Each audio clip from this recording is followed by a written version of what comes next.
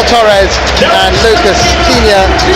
A midfield of Boubacar Kamara, Morgan Rogers and Amadou Onana, who comes in for Lamar Bogard, and John McGinn, the captain, and Evan Gesson, who comes in for Ollie Watkins. There either side of Donyell Malen, the Dutch international who scored twice in their last league outing against Burnley. Both these teams coming into this match on the back of wins, but those wins seem an awful long time ago. In fact, 15 days since the victory at Ellen Road, Bradley.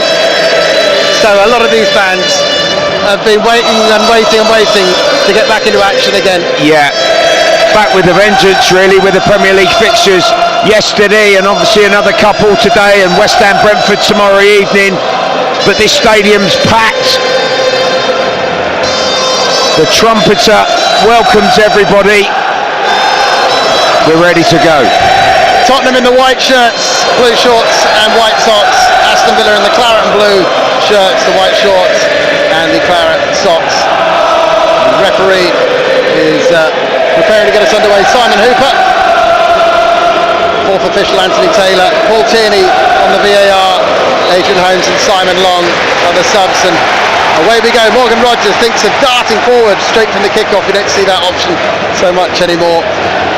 Instead, after a moment, he sends it back into his own half, and Matty Cash and Ezri Konsa go back to Emiliano Martinez. High press from Spurs. Villa trying to play their way out of it. McGinn with a little flick down the touchline. Tottenham get possession. Bentancur. That's a nice pass to Odegaard, but his little dink forward to Tell doesn't quite come off. Those two playing together for the France under 21s in the international break. Bradley. Yeah, and I'm really looking forward to seeing Simmons in a more central number 10 position, because in games and debuting in Tottenham's first team since his arrival, the diminutive Dutchman, he's tended to play off the left hand side, but in that number 10 role, creating, linking, he can certainly be a key part of Tottenham's performance, you hope, this afternoon. Total Sport Live on BBC Radio London. Great to have you with us at this incredible stadium in North London. Tottenham Hotspur 0, Aston Villa 0, 1 minute 11 on the clock. And Emiliano Martinez has the ball, takes his time and then floats a ball forward looking for Marlon. Pedro Porro will let that bounce off the slick turf after the earlier rain, and it's gone out for a throw-in in the right back position for Tottenham. And Pedro Porro will prepare to throw this one forward. Yeah, our referee's just gone over to the far side. Whether he's got a slight issue with his microphone or technical equipment. Is that where the camera is though as well? A couple of minutes in. That's sometimes where they go and have a look at the little camera. No, it's the microphone. I'm just seeing the footage there, Andy. Yeah. So Simon Hooper, yeah, he's okay. He's just rearranging his headset, and we're ready to get going again. Tottenham won this fixture 4-1 last season. Brennan Johnson and James Maddison scoring, and a double for Dominic Solanke. Of course, two of those, Bradley, out injured at the moment, although better news on Solanke. Yeah, he's back light training, Solanke. Obviously Maddison is going to be longer term with that really unfortunate ACL injury.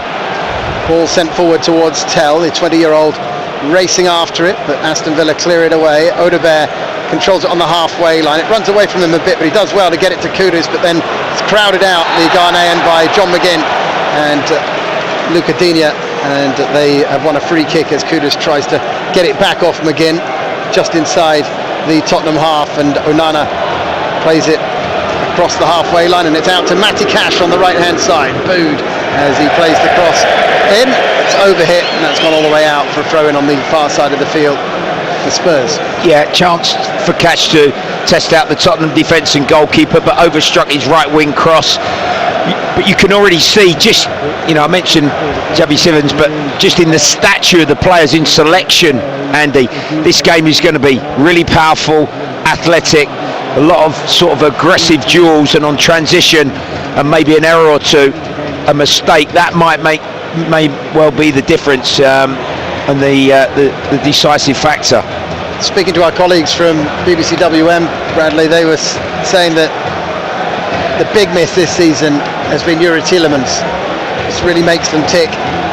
Yeah, he's a class act, isn't he? Orchestrates many a move.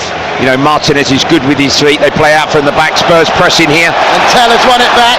He's at the byline, trying to play it off the defender Cash, and he's done so. Corner. Strong purpose and energy there from Tell, the Tottenham Hotspur number 11, forcing the error. And Spurs are forever improving on these set plays under Thomas Frank. Good early opportunity here. Corner from the left-hand side. Come on, you Spurs, is the cry as the rain starts coming down again in North London. They're all queuing up at the back post. There's about 6 or 7 Tottenham players all in a bunch. Now they all race towards the near post. It's headed away by Aston Villa, but possession regained by Jed Spence. Now Kudus with the cross. It's a great delivery. Van der Ven back across, and Bentancur puts it in for Tottenham. The Uruguayan gives Spurs the lead. And once again, a set piece leads to a goal. They repelled the first delivery, Aston Villa, but when it came back in from Kudus, Van der Ven back across goal, and Bentancur there to rattle it in. Tottenham 1, Villa 0. Brilliant goal. It was initially cleared by an excellent near post header, I think by Onana, but Spurs on the left recycled it. What a cross and whip from Kudus. Van der Ven round the back, headed it back into the dangerous area, and there was Bentancur, got to the pitch of the ball, half volley finish, a little bit of a deflection I think along its way through, but it's gone beyond Martinez, off of a Villa player and into the back of the net. Spurs in front. Great start for Spurs, and just look at the celebrations. They're singing in the rain. Thomas Frank leaping about, hugs all round. And quite right, Bradley, what a cross that was from Kudus. Yeah, Mo Kudus' delivery there was on the money, and the header as well. Van der Ven, although he was outside the frame of the goal, he did ever so well just to head it back across. Possibly a chance here for Aston Villa as they break forward. Gesson is after it, but it comes bouncing through towards goalkeeper Vicario, and the former Empoli custodian has the ball at his feet and plays it out low to Van der Ven. Now he sends a raking ball forward. It's a terrific run onto it by Kudus. Still going, Kudus! Oh, he's done it! He's doubled the lead! An incredible start, but no, the flag's up. What an attack. You mentioned NFL. That was a Vikings quarterback throw, wasn't it, a couple of weeks ago? Van der Ven's pass amazing, but he was offside. I know you was just concentrating on the player. He got beyond the back of Digne there. The first touch brilliant. The right foot finish hard and low beneath Martinez was wonderful. It's just a pity that that one's been disallowed. Yeah, Bradley spotted it. They haven't had to look too long at that one. Kudus offside as he held off the defender to fire low past Martinez.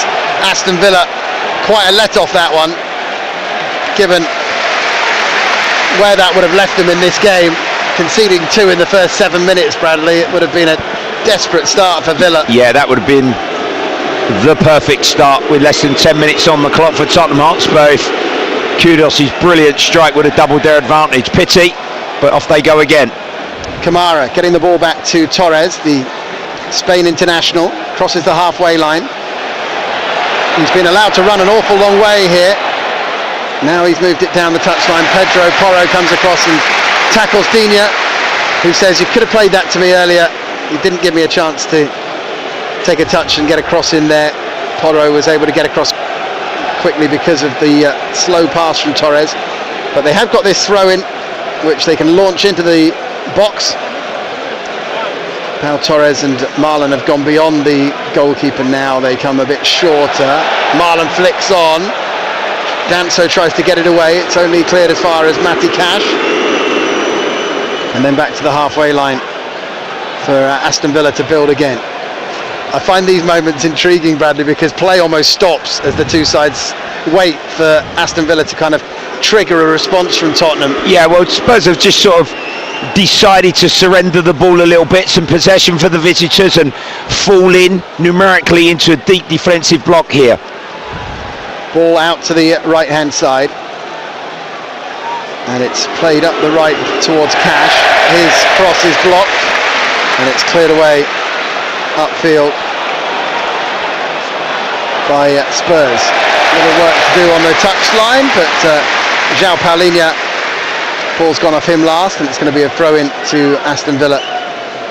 Morgan Rogers saying, hey, he's just chucked the ball away there, Paulinho. Not happy about that, but it's going to be a throw into Aston Villa on their right hand side. It's Andy Rowley and Bradley Allen, your commentary team here with Total Sport live on BBC Radio London. 9 minutes on the clock, 1-0 Tottenham lead, and Villa have taken so long. Yeah, he took liberties there, Matty Cash, didn't he? He sort of encroached another 3 or 4 steps down this near right hand side touchline, and the referee Simon Hooper was not having it. Morgan Rogers is complaining. Tottenham's throw, Jed Spence to take. So throwing on the left hand side. Tomorrow evening on BBC Radio London Sport, 6 o'clock, we'll be wrapping up the whole of the weekend's football, but we'll also be looking ahead to a huge game between West Ham and Brentford. We're hearing there may well be a boycott amongst some of the West Ham fans of that game, so there's plenty to talk about. And we'll be with you tomorrow evening from 6 o'clock for the build-up. That's a poor pass back from the goal scorer Bentancur to Van der Ven, who's let him know, and it's gone for a corner to Aston Villa. Yeah, Bentancur sort of pulled out into the left full-back position there on the restart when they played out from the goal kick, because Jed Spence had moved forward and he went backwards on a set to Van der Ven, overstruck it, and it's gone straight out of the field of play, and McGinn to take a corner here, threat here for Aston Villa. McGinn, a great delivery of course on this left foot of his, the Scotland international. Puts his right arm in the air, and here it comes, and it's a good delivery, headed away on the edge of the 6-yard box. Back in it comes from Cash, big deflection. Who's it come off? Referee Simon Hooper says it's come off a Spurs. Yeah, it's good player. effort. He steadied himself here, a good volley, pitched it into the turf there, Cash. Not sure he knew too much about that, Bentancur, the Spurs goal scorer, but it did strike the Tottenham midfielder, and follow-up corner here for McGinn to take. McGinn, another opportunity to send one in. Here it comes towards the back post, and well ducked that by Paulinho. He was thinking he was going to have to challenge for that, but then the flight of the ball took it just over Morgan Rogers' head at the back post, and it's out for a goal kick to Spurs. They lead 1-0, could have been even better, but Kudus' goal was scratched off for offside. So 1-0 Spurs lead thanks to Bentancur's goal. If you're wondering why Matty Cash is being booed, it goes back to a tackle he put in on Bentancur, didn't he, Bradley? After Bentancur had come back from a nasty knee injury, and it was seen as a pretty reckless challenge by the Tottenham fans. And as you know, Bradley, with football fans, they don't forget. Yeah, they make a mental note, don't they? He's a marked man, and so if you hear the boos every time I mention the name Cash, that will be the reason. Bentancur on the ball. Now it's Van der Ven. He's got Spence just up ahead of him. Goes back to Bentancur. And now it's Xavi Simons, a new signing this summer, wearing that number 7. Paulinho, another new recruit. Now Van der Ven. Villa falling back into their formation. You can see just how well drilled they are. You can see that 5-3-2 out of possession very clearly, as the ball goes all the way back to goalkeeper Vicario. Now Vicario moving it out towards the right hand side of Danso. Bentancur, the Tottenham fans chanting about being champions of Europe, and of course they've got more to come on that front with Monaco this week, coming up on a Wednesday evening. as they look to build on a solid enough start. 4 points from their first 2 games, as Kudus tries to get away down the right-hand side. Tackle comes in from Digne, and then there's a foul on the Everton and Barcelona defender. He got bumped a little bit. I'm not sure. I think the refs a tad generous in that decision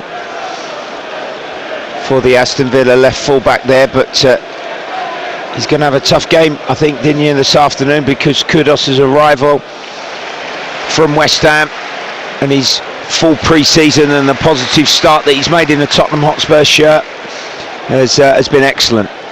Bradley Allen alongside me here at Tottenham Hotspur Stadium, where Tottenham had an early lead thanks to Bentancur's shot. There's an acrobatic clearance there from Pedro Porro, the Tottenham defender. Then there's a slip from Villa, but it's actually a foul that has led to the player going down, and then the referee says... It's a chance, wasn't it? Play can continue. The shot comes in. Yeah, it broke from the skirmish as Porro from Spurs throwing tried to volley diagonally across the pitch. Hotspur tried to take the ball out of the sky. His first touch got away from him. It broke to Cash, probably 25 yards out. Andy, as you say, scuffed his shot a little bit wide of Vicario's goal. It's quite a while since I've seen a game like this where it's really cat and mouse, Bradley, when the teams are playing out from the back. Both sides are kind of saying to the other, you can have it for a bit. As soon as you cross a certain line or overcommit, you correctly highlighted about the formation, and I think when Spurs have it in the 6-yard box and from a goal kick, they're going, into like a 4-1-3-2 press, but then when Spurs start to build and get a few passes, they're falling in and they're moving into a 4-4-2 in a mid-block. So that's the level of coaching that these top managers have now. Try to find a way, whether it's man for man or in position and structure, to intercept their opponent and regain the football. On the ball on the halfway line is Kamara, who had quite a while out with injury before returning last season. Boubacar Kamara, France international, formerly of Marseille, and then a pass down the left which Digne couldn't keep in, and it'll be a throw in to Spurs. After a pretty electric start for Spurs, the game has really slowed down a bit. It's becoming much more of a chess match at the moment, if you know what I mean. With Van de Ven, there's loads of space out the left of Spence, and this might now open it up for Tottenham. Spence with his pace can canter forward across the halfway line. He's got Hotspur making a great run down that left-hand side, but he was well marshalled by Cash, and Villa will try and get the ball away. Rodgers improvises to get a pass out to Marlon on the left touchline. Pedro Porro, brilliant work to win that ball back, and then dragged down by the shirt, and that'll be a free kick to Spurs. Just another sign of the intensity that Pedro Porro brings. Excellent from Porro, showed determination, lost his balance a little bit, but then Marlon shirt pulled. Spurs get the free kick and building with control. Van de Ven started this game imperiously, hasn't he, Andy? That serve off that left foot is absolutely beautiful to watch. Offside tell, run too early. He's darted onto it, controls it, but he'll know as he tries to chip it over Martinez. France versus Argentina in that little battle, and we know Martinez has goaded the French fans. Even when he went back to Paris, he was trying to just rile them up a little bit after winning that World Cup against France. Konza, formerly of Charlton and Brentford, of course, gets it to Kamara. Kamara trying to drive between two Tottenham midfielders, and I think that's maybe a little harsh. Simons hasn't complained at all as two Tottenham players converged there on Kamara. I thought one of them probably got a touch on the ball there, but the referee says free kick to Villa. Cash in space out on the right hand side, sends it up the line. Gesson can't reach that though, and that's out for a goal kick for Tottenham. Missed chance really for Villa. The weight of the forward pass into that half space for forward run. New signing Gesson was overstruck there, wasn't it, from Matty Cash, and Spurs are able to take their time, but changed again. They got man for man now, Aston Villa, on their press, and really trying to lock Spurs in to their own defensive third. Just up the road from us, there's a another NFL game, the last one of the games in London this autumn. The Los Angeles Rams are playing the Jacksonville Jaguars, who are owned by Shahid Khan, of course, who owns Fulham Football Club. As Spurs try and break away, it's Odegaard, lovely dribble up the left-hand side of the pitch, and then Villa come in with a couple of tough tackles to put it out for a throw-in to Spurs on their left-hand side.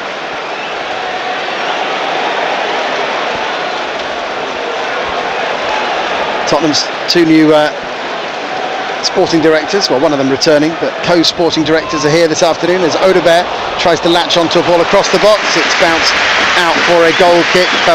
Fabio Paratici and Johan Langer here this afternoon to cast their eye over the Tottenham side as they take their roles. Thomas Frank was saying he's looking forward to seeing how it all works out. Thinks he's got a great team behind him.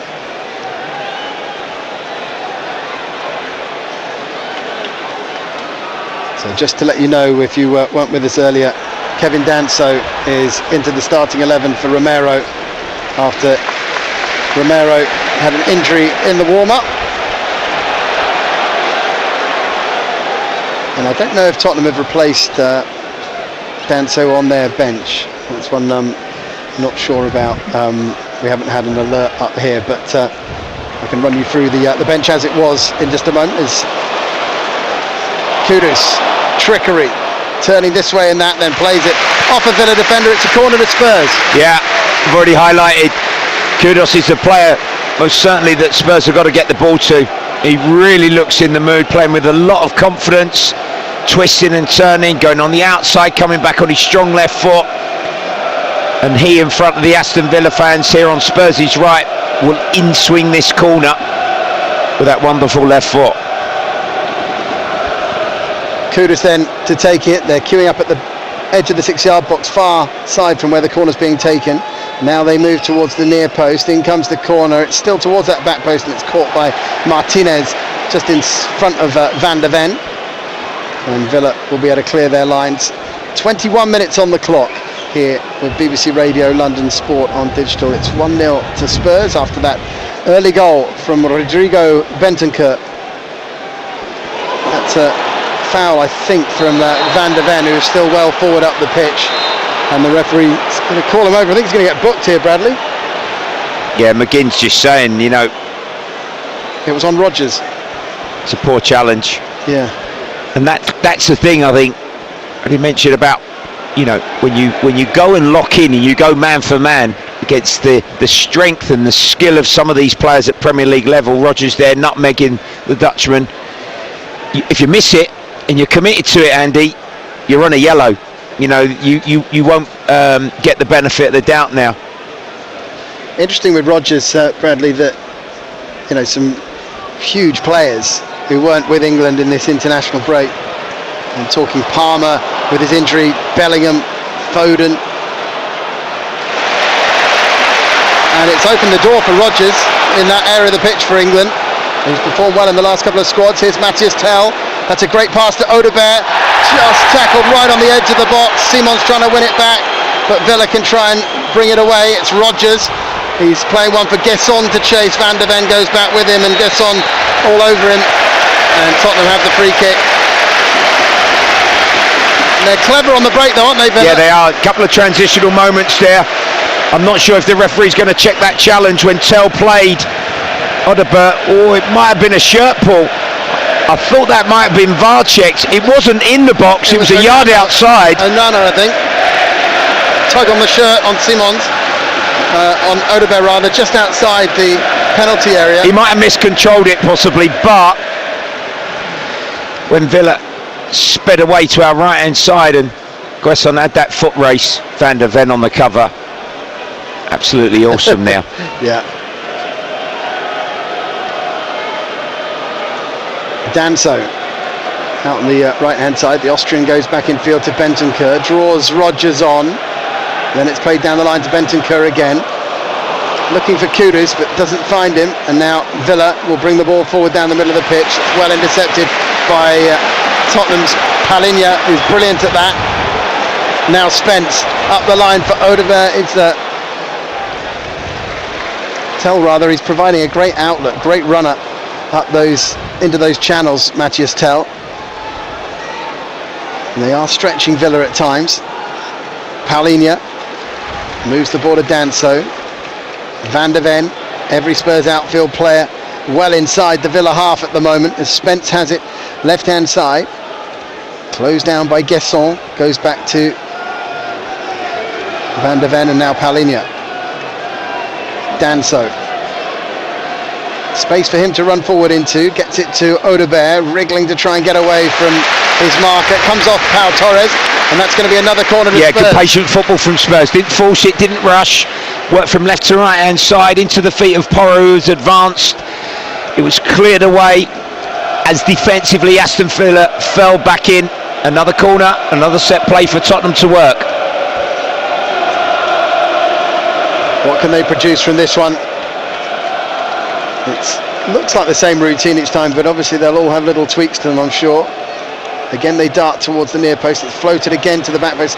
Only Odegaard there, and I'm not sure that was quite how they'd drawn that one up to target just Odegaard at the back post. It was overstruck, and Martinez, the Villa keeper, didn't pack pedal and choose from the back of the 6-yard box to come and catch it. And Odegaard was sort of trying to get in front of Rodgers. Rodgers wanted the goalkeeper to catch the corner, and Odegaard didn't quite have a strong or convincing enough touch. 1-0 to Spurs if you're just joining us here against Aston Villa. Total Sport Live on BBC Radio London. Lots of football to come over the next few days. Got West Ham Brentford tomorrow evening, all the build up from 6. Tuesday night, Millwall against Stoke City. Millwall, who briefly moved up to 3rd in the Championship on Saturday when they won at Queen's Park Rangers, but were overtaken by the likes of Stoke as the afternoon wore on. Wednesday night, Tottenham against Monaco. Crystal Palace also in European action this week, so that's on a Thursday. So lots to look forward to over a packed week coming up here as Palhinha tries to clear a ball up in the air. It goes flying high, but then drops down to a Villa player. There's a battle out over on the left touchline for possession, and it goes out off a Tottenham player for a Villa throw-in. Bentancur tries to head away. Now Simons flicks it up in the air, drops for Kudus here. He's got 2 Villa players on him, and eventually he did well there, Kudus, didn't he, on the second ball under real pressure. Villa double teamed him, and he just sort of volleyed it up the pitch to relieve a bit of pressure. Villa, of course, have got Europa League action of their own to concentrate on this season, while Palace are in the Europa Conference League. As Marlon tries to chase that ball upfield, couldn't quite get to it before Tottenham deal with it, and now a wonderful pass out to the left for Odegaard to control. Odegaard running into the penalty area, shoots low, spilled by Martinez, who then pounces on it at the second attempt, and it remains 1-0 to Spurs. Well, that's how the game has sometimes gone, and it makes it thrilling, so exciting. A break, ball in behind, Marlon was bearing down, Danso on the cover, swept up, and then from the diagonal switch, what a pass, Porro to Odegaard, checked in, right foot shot, didn't really hit it. He parried it, Martinez, but Spurs didn't quite have a player following him from the rebound. Great action. Ball is in the midfield with Aston Villa. And now they try and move it forward. Guesson, though, is lost out there to Palhinha. So strong in the tackle. Kudus trying to find some space, trying to get away from McGinn. He goes towards the safety of the touchline. Palace against Larnaca on Thursday night, and then Friday night, West Ham up at Ellen Road. So big week for West Ham, isn't it? 2 games in 5 days. And big week for us as well. Live Busy. Football every day. So lots to look forward to. For BBC London, of course. Yeah, and we're looking forward to all of it as the ball is with Bentancur, playing it to Van de Ven. It's got Spence to the left. Every time they just move the ball across, and you see the Villa just shuffle across into position just to stifle any ideas that Tottenham have got of attacking in certain areas. So, as I say, it's an intriguing tactical battle at the moment. Danso goes back to his I think in goalkeeper. those moments, like you're correctly highlighting, Andy, that those spaces where Xavi Simons can just drift into and receive the ball on that half turn, you know, to really then link and connect. He's not really been in the game too much, has he? He's found it a little bit difficult, but maybe where Villa are going to have to at some stage throw caution to the wind and open this game up if they're still behind moving into that second half. That's where I feel that Xavi Simons certainly can have a key influence and a big moment in this game. Matty Cash just went down after a bit of a collision with Matthias Tell, who was going for a high ball. Back to his feet now. And Villa build from the back with Ezri Konsa, the England international. Good effort from Paulinho just to challenge for a pass in the loose ball in the middle of the field. Then Simons trying to get the ball off Marlon. It's gone out to the left touchline for Villa. Digne closed down by two Tottenham players. Pedro Porro gets it up the line to Kudus. And then Kudus tackled hard by McGinn. Yeah. Such a tight battle, isn't it? It all certainly over the is. field. There's some fantastic duels going on all over the pitch. You know, the discipline showed by Simons there, but the ugly work that Paulinho often does in a Spurs shirt centre field alongside Bentancur. You know, he's a rival of the club. He's certainly, you know, brought a key part of the Spurs discipline through that spine of the midfield area.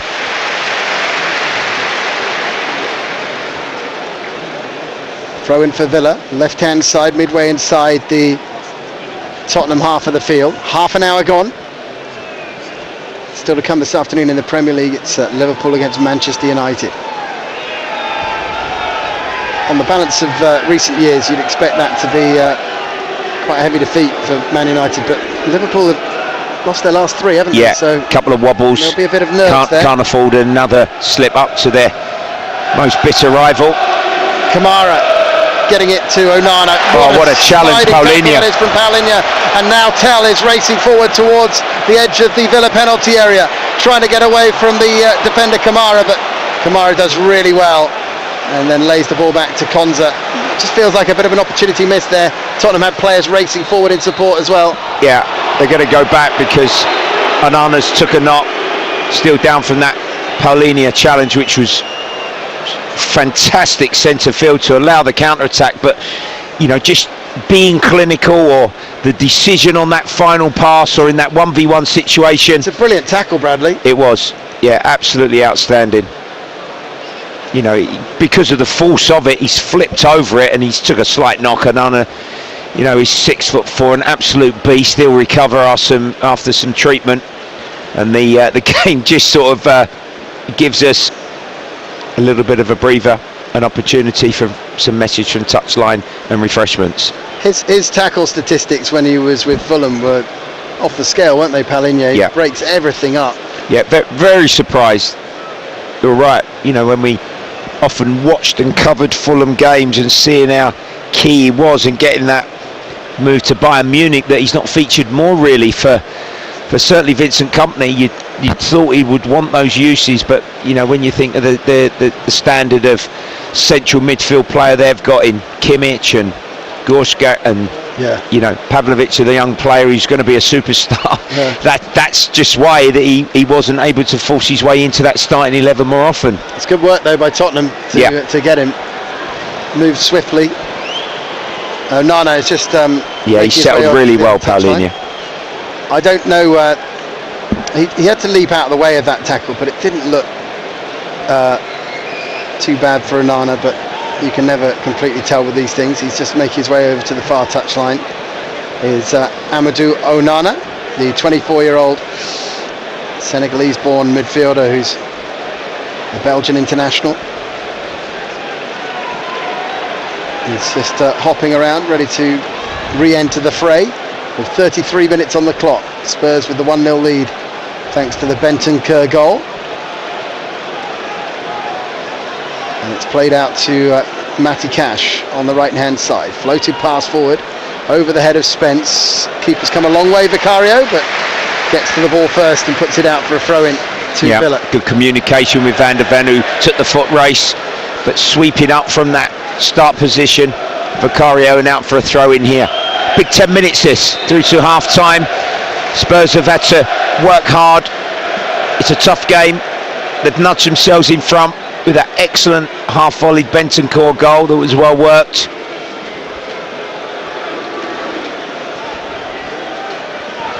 They have the ball with Gesson down the right-hand side, plays it infield to Kamara. Rodgers can't quite keep that as it's cleared away by Simons. Now it's dropped in the midfield to Kamara.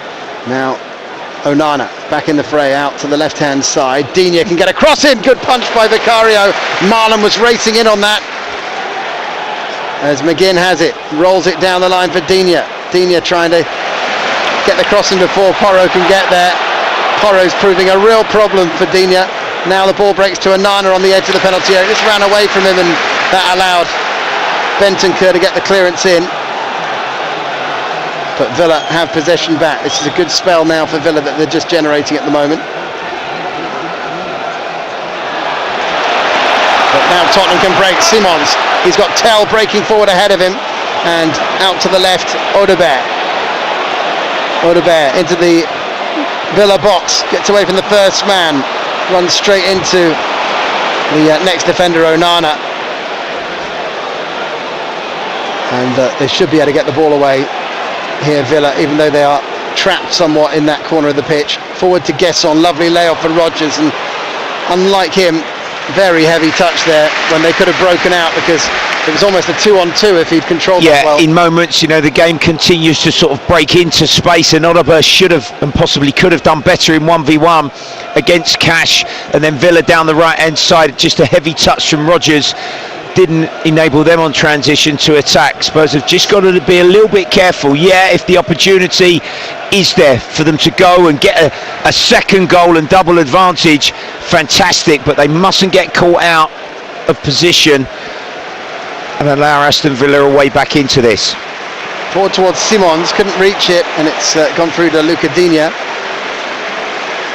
The former Everton defender goes back to Torres, and now it's with Emiliano Martinez, who I thought would get a few more boos himself, given his where he started in English football, Bradley, with the Gunners. But we haven't heard much mention of that yet. Gesson, covered by Spence, who goes back to his goalkeeper Vicario. Vicario drawing Marlon on, then plays it upfield left-footed. 9 minutes to go to half-time plus added time. Tell shrugged off there with ease by Konza, and Villa can come forward with Kamara. McGinn just dinks it to Rodgers. Sliding tackle coming in from Simons. Feels like Simons is just keeping an eye on Rodgers when Tottenham haven't got possession, Bradley. They're sort of the two number 10s. Look at him, he's really harrying him, and now Rodgers gets away, and he gets a brilliant shot away as well. Simons didn't quite shadow him that time, and Rodgers thrashes that shot into the top left-hand corner. Brilliant right-footed connection with that. He celebrates in the corner, and Aston Villa have equalised. 8 minutes to go to half-time. Tottenham 1, Villa 1. Well, England recognition, and no surprise, he's such a powerful player, and they were building momentum. It come back to him off the ricochet, and he's just hit a dipping shot. We were right behind that from our commentary position. Venom, dip in the shot. He see it late, Vicario, but it's beyond him. Into that top left-hand corner, stunning strike. Villa back on level terms. Well, I was reading before this game that none of the previous 20 matches in the Premier League between these sides has finished in a draw. So you mentioned there could be goals this afternoon, Bradley, and we've had 2 of them already, and it might not stay this way for the rest of the match. Game on now, Andy. Yeah. After that great start for Tottenham, Villa have worked their way back into it. And Villa have won 4 of the last 6 Premier League games against Spurs, as many as in the previous 29 games between the sides. So they've turned the tables on Spurs a bit in recent times, although Tottenham have scored 4 on 2 occasions in the last few seasons. once away at Villa Park and once at home last season. Here's Simons playing that down the line for Kudus. Keeps it in at the byline. Got real pace in this attack, Tottenham. Pedro Porro back to Kudus. What a good inviting cross that is, but they just couldn't get in there ahead of lovely Martinez. Combination, an early near post curling cross, wasn't it? Rodgers again powering through, ref's not having it. He's took a knock there and he's signalled Rodgers that he's struggling, but the advantage has been allowed. Yeah, Simon Hooper's ignored it, and now Simons has gone down and the referee says that's a free kick, and Simmons is not happy. He's gone across them again. Booted the ball at the Dutchman while he was on the floor. I don't know what Rodgers has done, whether he's rolled his ankle or he's caught his knee in the turf. It looked like he was trying to say to the referee that was a blatant foul, and the referee was having none of it, and then Simons was accused by McGinn of making the most of his foul, and it's all just gone off a little bit. Yeah, a bit heated. The referee sensibly just trying to defuse the situation, bringing Van der Ven and McGinn together, just to sort of say, look, calm down.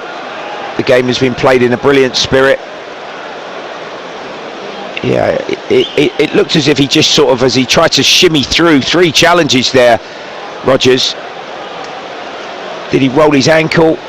Oh yeah, maybe his right ankle or right knee there sort of got locked, got caught in the turf, and he's indicated immediately, didn't he, to the Aston Villa physio and coaching staff, whether he's just sort of rolled it slightly and damaged ankle ligaments. He's limping a little bit. He's been good, hasn't he? I know the goal obviously will be highlighted, but he's been good in so many aspects so far. And I was just saying that Simons had been kind of stationed on Rodgers just to stop him making Villa tick, and that ricochet just allowed Rodgers to get away from him. It certainly did, and he see that opportunity. He was really confident, very direct, thunderous strike, and Aston Villa are back in this game. They certainly are. But Spurs have a free kick. Rodgers still off the field, having received a bit of treatment, and Pedro Porro lining this one up from not far off 30 yards. It's only a one-man wall, isn't it, in Kamara here, I think. Is this a risk by Martinez, or did he just trust his goalkeeping qualities? Here we go then. Pedro Porro. Oh, referee. It's hit the ref, but it's gone all the way through to Kudus in the end. Kudus' cross. Here's Tell. He couldn't connect. That's a big chance. They're furious. Aston Villa. Unai Emery would have sprinted onto the pitch direct at the referee then if that had gone in. And John McGinn's rightly asking, how can Spurs have advantage there? Porro played it right hand side. Another brilliant cross from Kudus, and Tell come in. There would have been pandemonium there if that would have ended up in the back of the net. Rain coming down again in North London, and this game is really simmering, isn't it? You just feel that there's going to be an explosion at some point. Someone's going to maybe get themselves an early bath if they're not careful. Ball is played out by Villa from the back, flicked up the touchline for McGinn to get on to. Palinja's there to make another great interception for Spurs. Pedro Porro, up the line he goes to Kudus. He's getting no time at all from Digne, but does well to keep possession. Yeah, every muscle, every sinew's been strained here, isn't it? Fabulous finish to the end of this Premier League fixture. 3 wins in their last 17 home Premier League games for Tottenham, stretching all the way back to last November. And Postecoglou will tell you there were mitigating factors in terms of going for Europe in the second half of last season. In fact, there was a Friday night game at Villa that they lost 2-1 at the end of last season, which was just before the final, I seem to remember. Yeah. And that might have even been a rearranged fixture. Yeah, at that point we were expecting Tottenham really not to get much out of those league games towards the end of the season, but Thomas Frank will be expecting so much more now, And it is sometimes hard to change the mental approach if you've had that many setbacks and disappointments as they did last season in the league, Spurs. And that'll be what Thomas Frank is tasked with now, is setting a new kind of standard, which is why that Bournemouth defeat was so disappointing at the start of this season. And as good as Bournemouth have been, Tottenham were not good that day. This has been a very even match so far against Aston Villa. 1-1 reflects that on the score sheet, as Konza brings the ball out of defence, shrugs off Tell again, but his ball forward is straight to Van der Ven, who gives it to Spence, who in turn sends it back to his goalkeeper Vicario. 1 minute to go plus added time at the end of this first half. Aston Villa have been very, very good on the back of international breaks in recent times, winning 8 of the last 10 Premier League games off the back of an international break. The other 2 were draws, so no defeats in the last 10 after international breaks, which I think is a magnificent effort considering how many internationals they've got in their squad. Aston Villa, and they'll be looking to try and continue that kind of run, and Tottenham will be desperate to try and get that home win I spoke of, as up the right it goes from Pedro Porro to Kudus. Pedro Porro's been blocked off there by McGinn. The referee says it's just an accidental clash. Pedro Porro rolling about a bit. 5 minutes of added time at the end of this half. Yeah, Porro sort of winded a little bit from the block in there from McGinn. So from Spurs' right, he'll pick himself up. Either him or Kudus will deliver. Van der Ven Danso have pushed themselves forward, and Spurs of course got themselves in front from a recycled corner that went back into the box. Van der Ven and Bentancur finish. Can they work a late free kick here right at the end of the first half to nudge themselves back in front? So we're coming to the end of the first of the 5 minutes of added time at the end of this first half. Kudus, whose whip cross helped lead to the goal for Tottenham. It's headed away as far as Simons, chests it down, encouraged to shoot by the fans, but sends it out to Odegaard. He dinks in a cross, and that's headed over the bar by Van der Ven, as he just tried to... Yeah, he stayed up in attack, central. The ball maybe was slightly behind him and didn't quite have enough pace on it. It is from the Tottenham left-hand side, was sort of curled and flighted back into the towards the 6-yard box. Van der Ven just sort of helped it on and headed it just up and over the crossbar. Referee asking Emiliano Martinez to get on with it, so he now sends the goal kick upfield. Van der Ven heads it down. Odegaard back down the line to Spence, and now back to Vicario. Clipped forward left-footed. Odegaard will try and make the best of that. Flicks it upfield down the middle. Just looking at the Tottenham team, Bradley, out there, and it's must be one of the younger teams in the league, average age, right? Yeah, and I think you look at the benches as well, and I made that point. Obviously Bergval's featured, Archie Gray, Johnson, Sarr, you know, they can all be sort of considered in the second half if Thomas Frank, you know, wants to make changes and freshen things up. Muani's now fit and been training. He was a new arrival at the start of the season, but the depth and actual a bit more experience in that area. But chance here for Spurs. Pedro Porro. There's shouts for a handball as he sends a cross in. They're a bit half-hearted as Kudus goes back to Porro again. The former Man City and Sporting defender. I don't know if the Tottenham fans will let that go. They might want a VAR check whether there will be a stoppage. We shall see. Van der Ven, Spence up the line to Odegaard. Unai Emery gesticulating where he wants his players. He'd like to control them like Savutio if he could, but he's desperate for Villa not to concede a bad goal before half time. Tottenham on the attack with Spence down the left.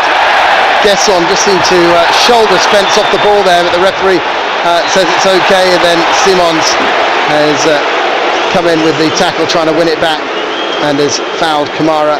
Free kick to Villa just outside their own penalty area, and they'll take that that position. There's Toro's right wing cross. Let's have a look. No, it's off the right hip of Torres. No penalty. Cash to Kamara. So we're into the penultimate minute of this added time at the end of the first half. Total Sport live on BBC Radio London. It's a player who hasn't quite read the pace of the pitch there, Onana. It should have been a straightforward pass to McGinn. Very interesting, isn't it, on build-up there. You know, they're very confident, Aston Villa, because of the quality of using his feet, Martinez, and they drop 2 pivots down. They try to play out. Spurs engage man for man. I think if Aston Villa get past that, then they can certainly go at the Spurs defence, and they'll keep persevering in that regard if the space slightly opens up. Spence trying to get away here. Spence, edge of the penalty area, and his cross comes off Onana and then over the goal line, and that'll be a corner right at the end of the half for Spurs. Can they make the most of it? Yeah, Spurs crowd behind that goal wanted handball as he come across on the cover. Onana. Don't think so. No, Spence's cross from the byline. It's a good block. It is a Spurs corner. Unai Emery just gesticulating to his team to say, right, just lift it for one last moment in this half. Probably be the last action, Andy, won't it? Yeah, this will be it. And Emery prowling outside his technical area, desperate for his team to see out this set piece. Here it comes in from the left. It's flicked away just in front of the goalkeeper. Simons leaps for the Odegaard leaps for the header.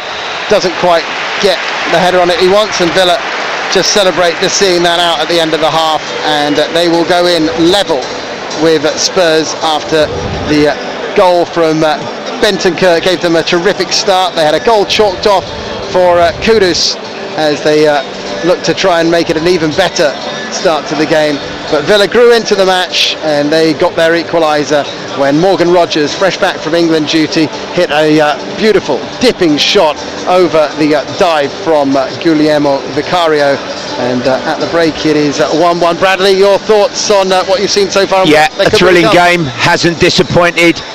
Bright, positive start from Spurs, but Aston Villa certainly grew into it, and just with the quality of their players and the excellent talent of Rodgers, he come to the fore with a brilliant long-range effort to tie this one up. Can't wait for the second half, because this is going to be really intriguing in what we've still got to come.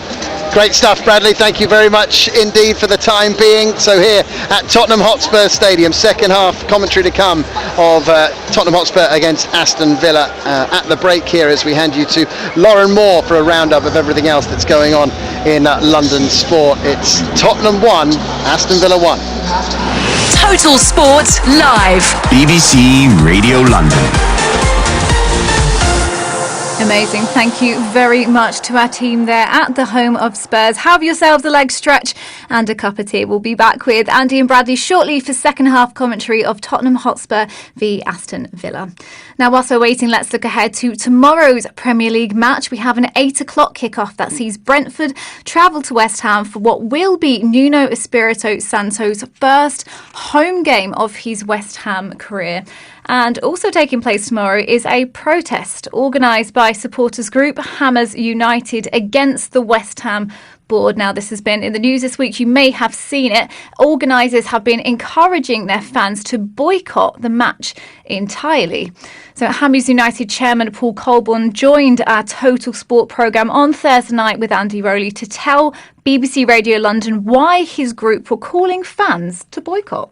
West Ham United does not belong to two individuals desperately clinging to power after years of failure, and really that gets to the heart of the problems and the heart of the protests and the boycott.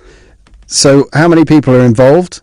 Who knows? We'll see how many empty seats there are, but it will be many thousands. What are you outlined it a little bit there, but what are your fundamental issues with the ownership? Well, we've not got 6 hours. But basically, people who run the club, the day-to-day running of the club, Karen Brady and David Sullivan, do a very poor job. They're totally incompetent. They've proved over 15 years they cannot run the football club. And look, any business, when you have the the directors failing, you have directors who are incompetent, then the shareholders would look to replace those directors. And whilst I think the vast majority of West Ham fans would like to see David Sullivan ride off into the sunset, if that's not going to happen, he's asking a totally unrealistic, he's put a totally unrealistic valuation on the club, but it probably won't happen.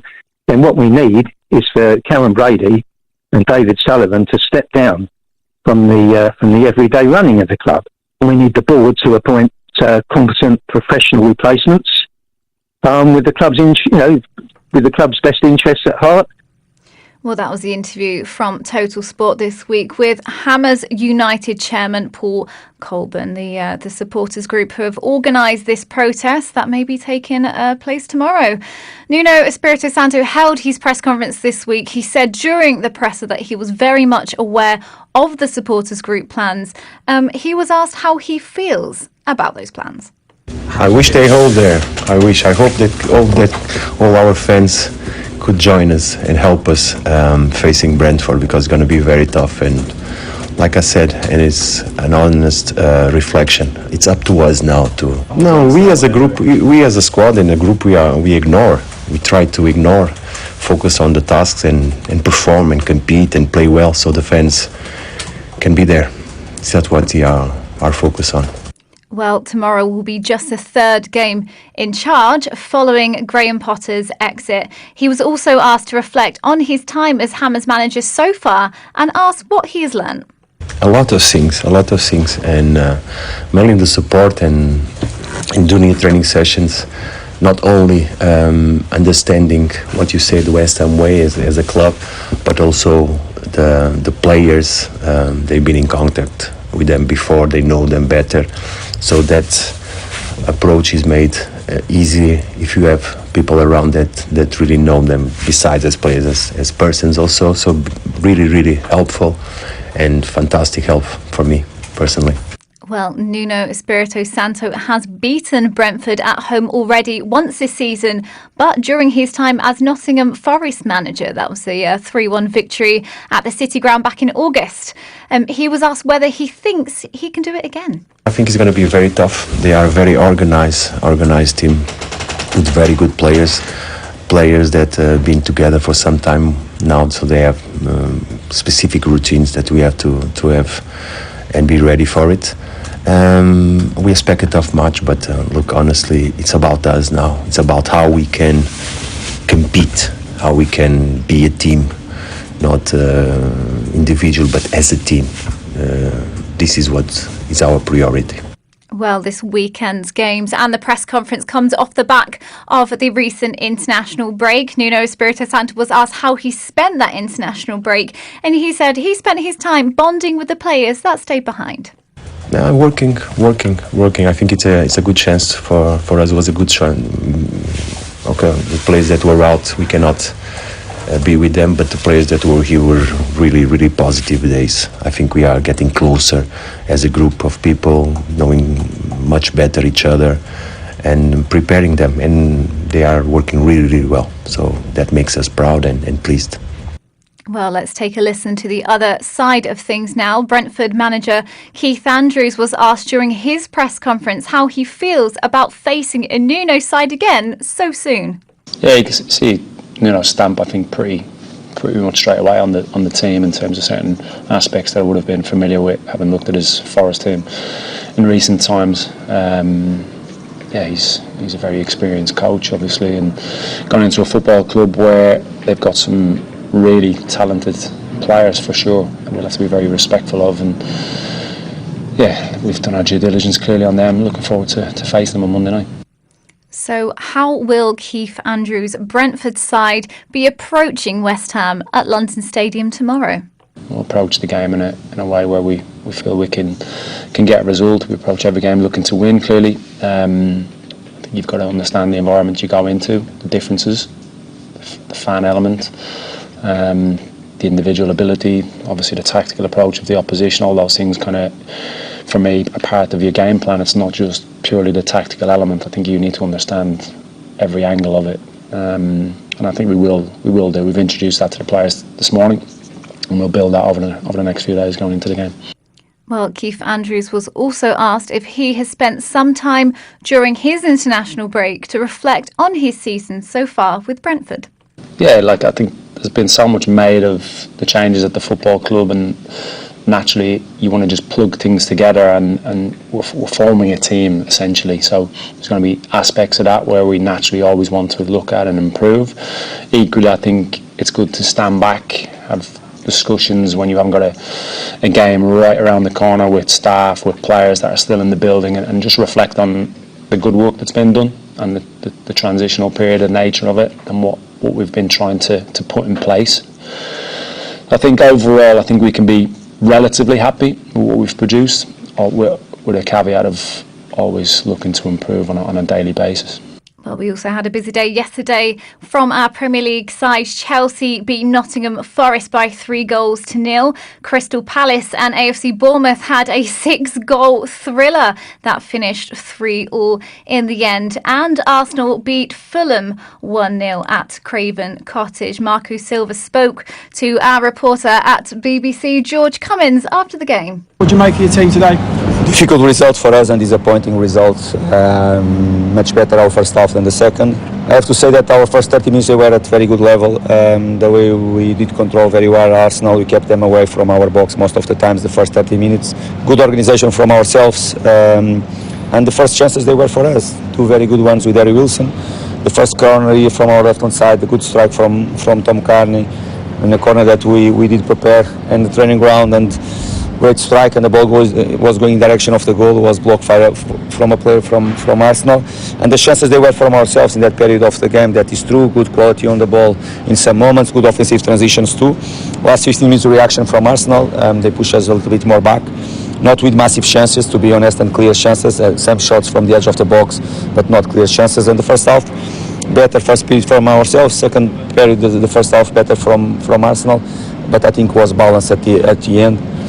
And second half they start better, I have to say. Even so, not massive, not big chances for them, clear-cut chances, and come from a set pieces where the goal, where we were almost the game we did so well. I think we defended very well. We were well prepared.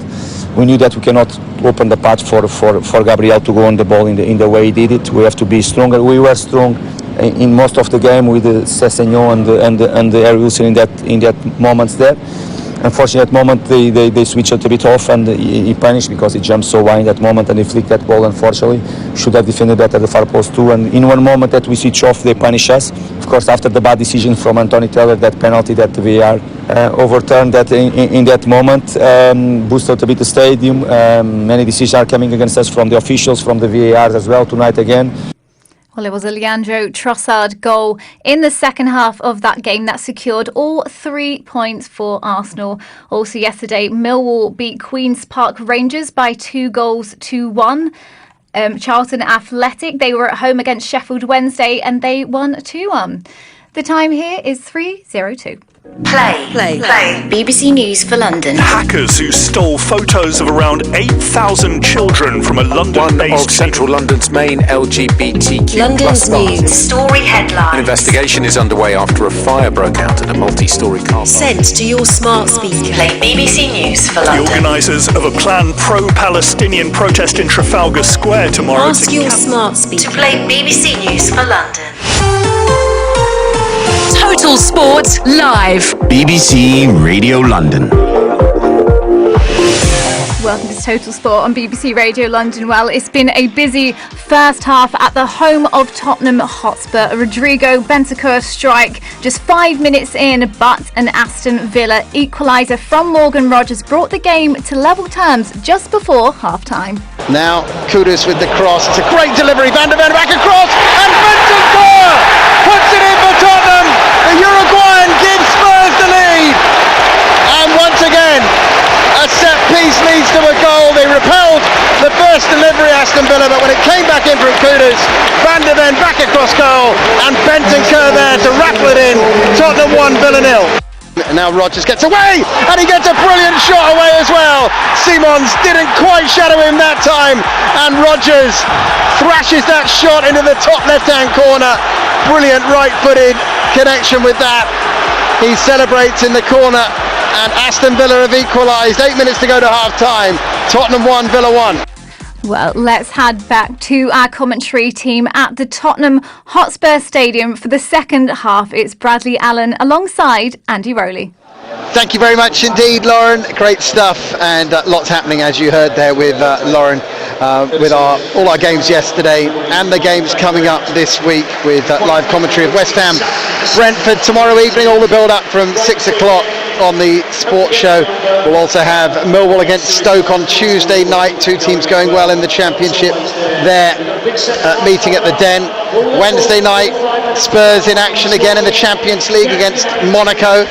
Thursday night, Crystal Palace, a first home European group game as they face Larnaca in the Europa Conference League. And Friday night, West Ham heading up to Ellen Road to face Leeds United before a big Saturday of sport next weekend. So much to come in the next week or so, but we've also got the second half of this intriguing encounter between Tottenham and Aston Villa to come very shortly here on Total Sport Live on BBC Radio London. Alongside me, Andy Rowley, for second half commentary is the former Premier League striker Bradley Allen. And Bradley, I imagine as a coach as you are, watching a game like this is even more intriguing than it is for anyone else, in terms of there's so much going on both on the ball and off the ball, and the managers are constantly having to tweak things to deal with the opposition because it's being played at such a high level, both physically and mentally. Yeah, it's a great point, Andy. You know, it's both in and out of possession from a tactical standpoint, and those individual battles and duels that are taking place all over the pitch, and who is actually getting the better of their man in a given moment, whether it's on transition and a counter-attack, whether it's in build-up on playing out, or whether it's out of possession and the position that you've got to take up, or the timing of the challenge that you might then have to make, or unselfishly tracking a runner or defending your penalty box. There's full of, incident, and I think we've got even more to observe and watch in this second half as the players arrive back out onto the field of play. We've also got a whole team of groundsmen who are heading off the pitch into the corner. They're all in black, but the Tottenham players in the white shirts, the blue shorts and white socks, Aston Villa in the claret blue shirts, white shorts and the claret socks, and the referee Simon Hooper also all in black as the Tottenham players go in the half away to our left hand side.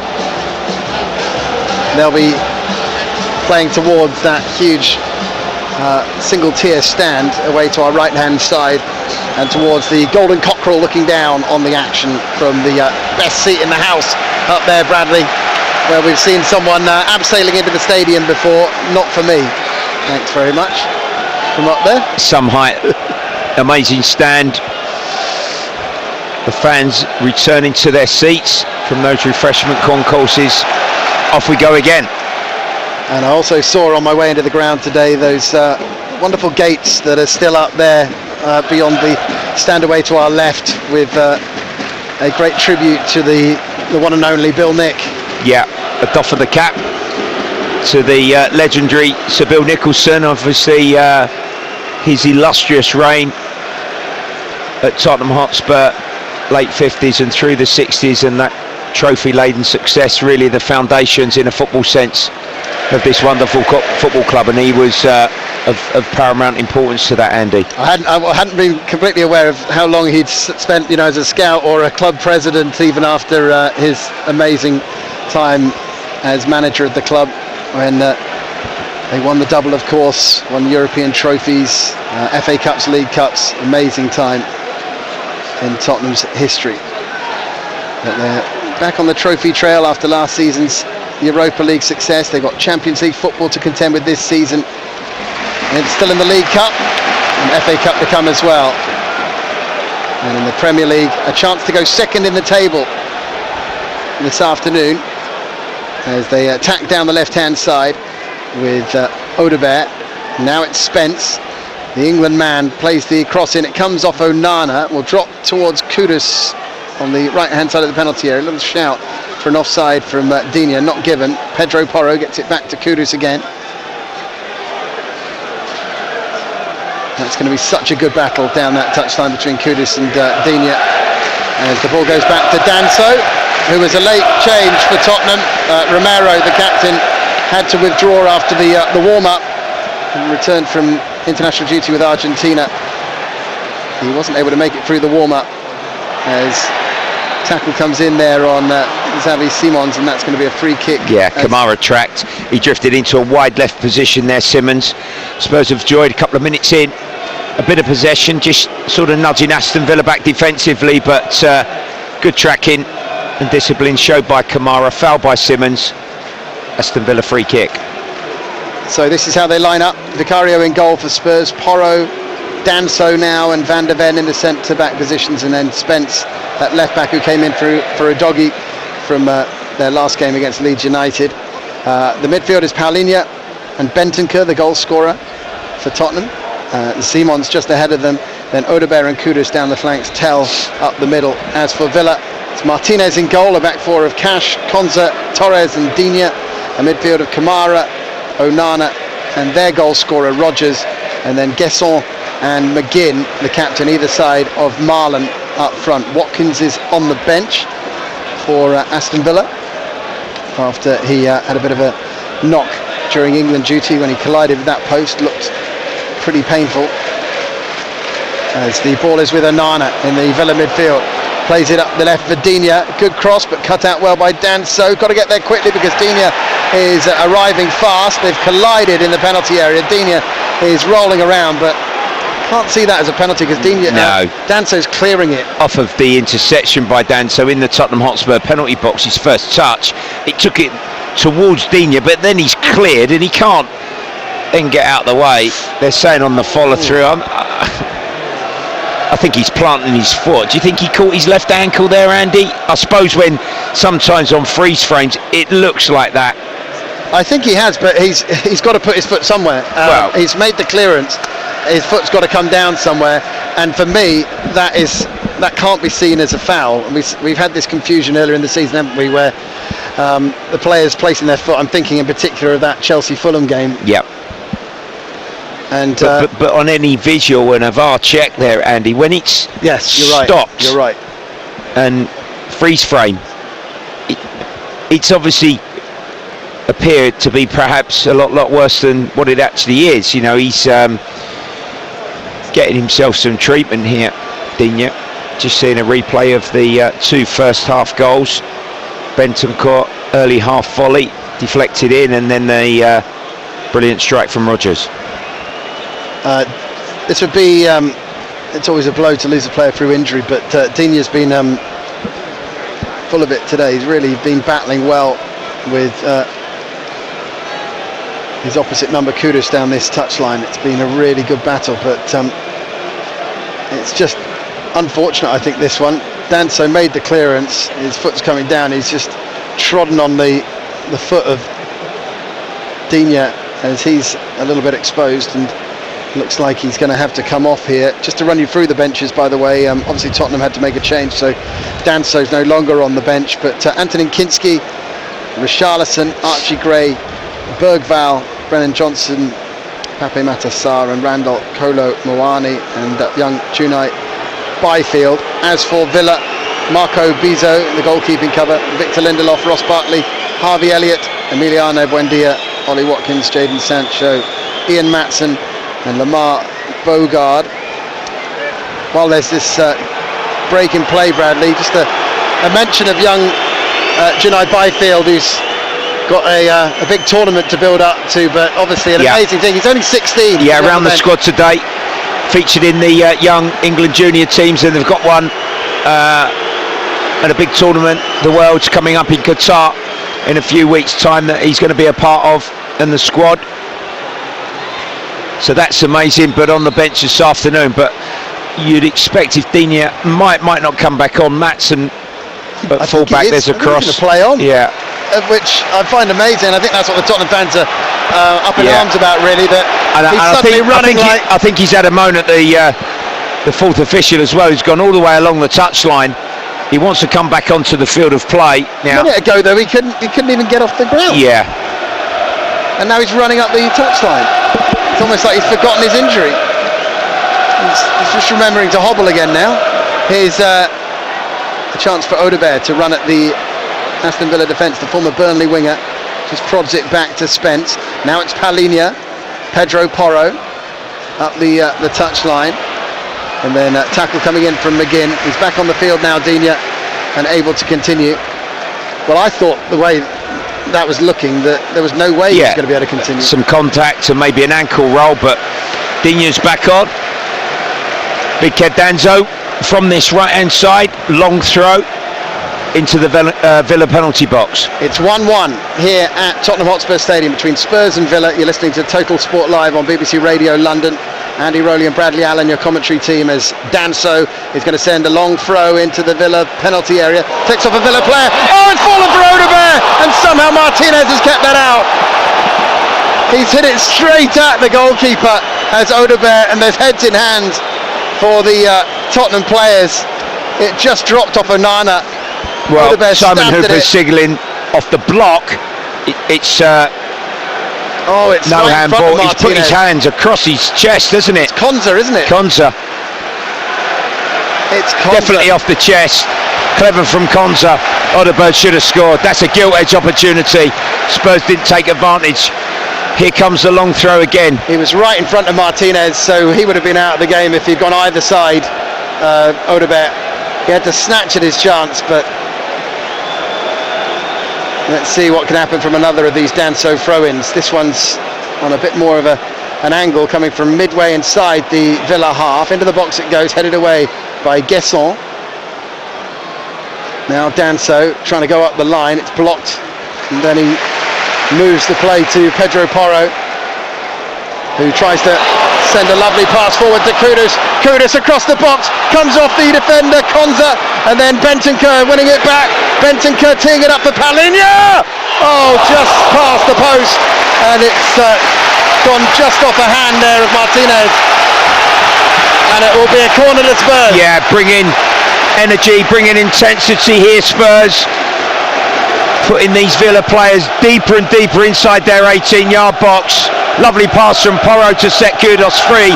It broke into the box. Follow up from Palhinha. Deflection wide, corner kick. Look at the smile from Emiliano Martinez at making that save. A wry smile to the, or a cheeky smile really, to the Tottenham fans behind his goal. And it remains 1-1. Spence with the cross. They're queuing up. Another great save. Martinez keeps it out as Bentancur runs in on that one. There's an offside flag going up after the play. Lovely delivery. Bentancur got a great connection on the header.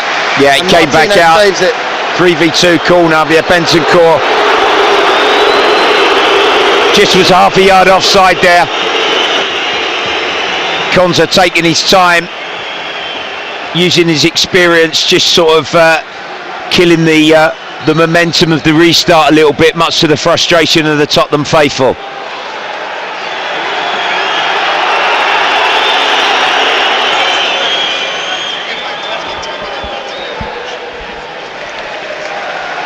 He just absolutely loves the booze, doesn't he, Martinez? It has no effect on him whatsoever, Bradley. No, goes right over his head, not phased at all. It's almost pantomime season, and he would be a perfect villain if he wants to go on that route and tread the boards once his football career's over. I doubt he'll probably do that. Probably have a bit of money in the bank. As the ball goes out for a Villa throw-in. Tottenham fans well involved now. Had a bit of a surge there at the beginning of this second half. 55 minutes on the clock, 1-1. As Palhinha collides with Onana. It's cleared upfield by Spurs, and there's Ezri Konza.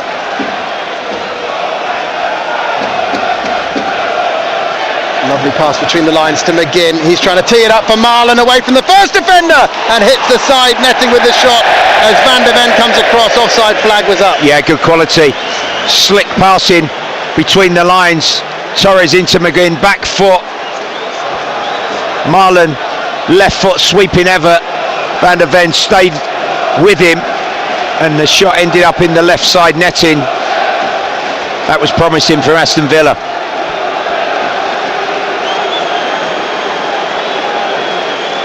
Restart then from a goal kick for Spurs. Van der Ven is going to send a ball way upfield towards Kudus. Good winning the header there from Kudus. Now it comes to Tell from Odegaard. The front three combining well, and here's Simons joining the action. Is it opening up for a shot for him? No, the Dutch international lays it off. Palinha has dragged his shot wide. Yeah, Simons should have shot. Yeah, that was really long ball, wasn't it? The Spurs attacking players had pinned the defenders about 25 yards inside the Aston Villa half of the pitch, and Van der Ven just smashed it forward. Terrific header and flick on from Kudus. The attack was there, 4v4, Simons across the pitch, but the support from Paulinho, he scuffed his shot. Now it's Martinez doing the same. Who says long ball football has gone out of the modern day? It was a lovely ball forward from Van der Ven from the goal kick, and the front three did really well with it. Now Vicario, Danso under pressure, Pedro Porro. Here comes McGinn trying to win it back. He's got it to Rodgers.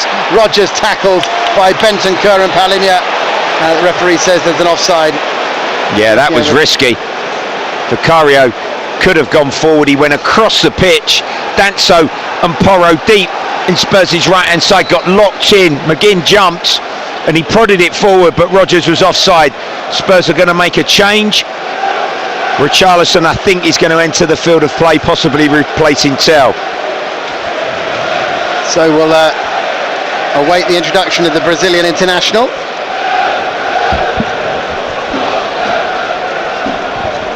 As Villa have some defending to do here. Ball drops to Simons. Now it's out to Odegaard on the left-hand side.